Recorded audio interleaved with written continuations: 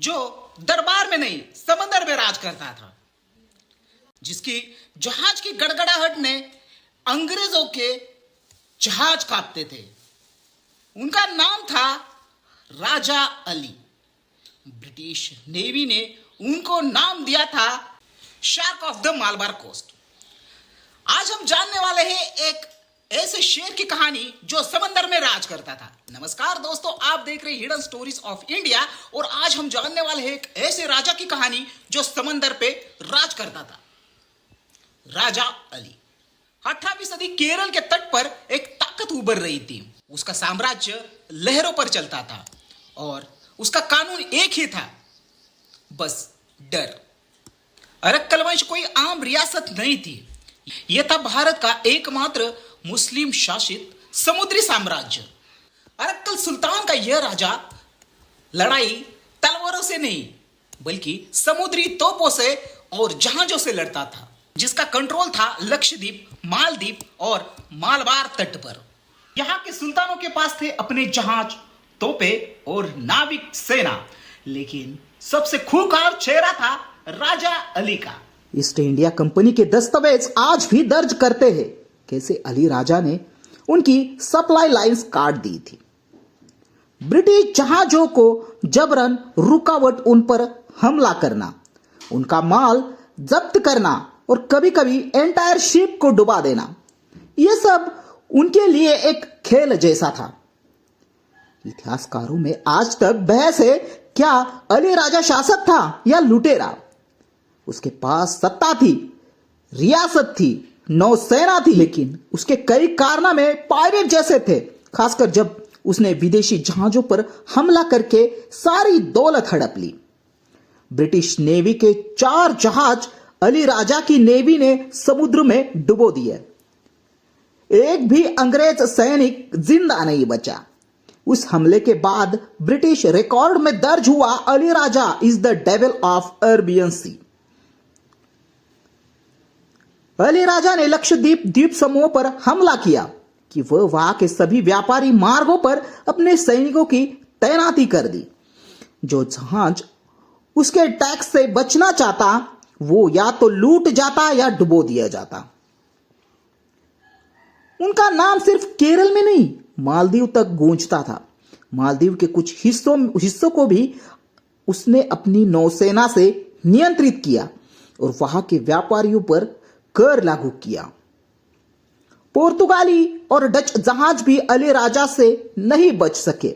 उसने कुछ जहाजों को कब्ज में लेकर उनका इस्तेमाल अपनी नेवी में किया। डच का वो खुले समुद्र में घेर कर जैसे शेर शिकार करता है वैसे दबोचता था।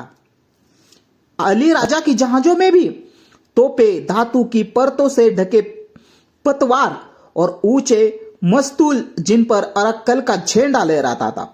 वो झंडा जब दिखता तो दुश्मन जहाज खुद मोड़ जाते। वो पहले व्यापार का प्रस्ताव देता, अगर कोई जहाज इनकार करता तो उस पर हमला कर देता। कभी कभी युद्ध नहीं होता था बल्कि अचानक रात के अंधेरे में हमला, जिसे ब्रिटिश कहते थे ghost attack of the Arabian sea. उन पे नजर रखने के लिए एक जासूस भेजा। उनका नाम था विलियम स्टैक, लेकिन वो कभी लौटा ही नहीं।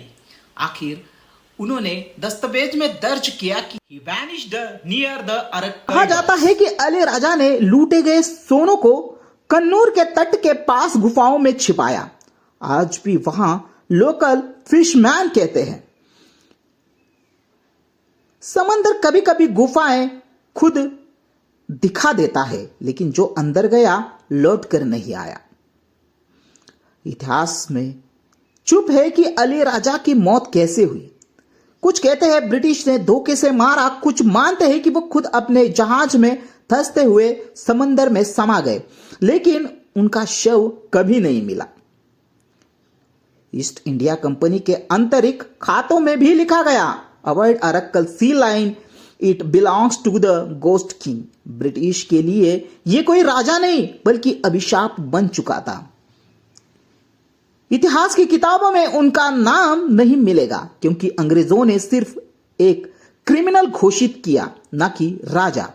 और भारतीय इतिहास ने भी इस सी किंग को भुला दिया।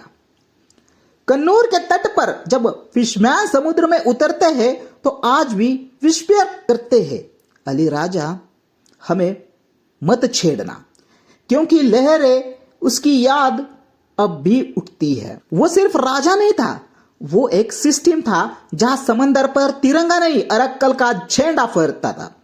Ali Raja the forgotten pirate king of India. आप तय कीजिए, क्या वो एक क्रूर समुद्री डाकू था या उसने विदेशियों से अपने भारतीय जलमार्ग बचाए। ऐसी कहानियां इतिहास में दब गई, लेकिन हिडन स्टोरीज ऑफ इंडिया उन्हें फिर से जगा रहा है। अगर आप चाहते हैं कि अली राजा जैसे फॉरगॉटन वॉरियर्स को दुनिया जाने तो इस वीडियो को शेयर करें और याद रखें, कुछ राजा इतिहास में लिखे जाते हैं, कुछ समंदर में। तो आई होप आज का वीडियो आपको अच्छा लगा होगा। अच्छा लगा हो तो प्लीज वीडियो को लाइक करें, कमेंट करें और दोस्तों नए हो तो हिडन स्टोरीज ऑफ इंडिया को सब्सक्राइब करना ना भूलिए।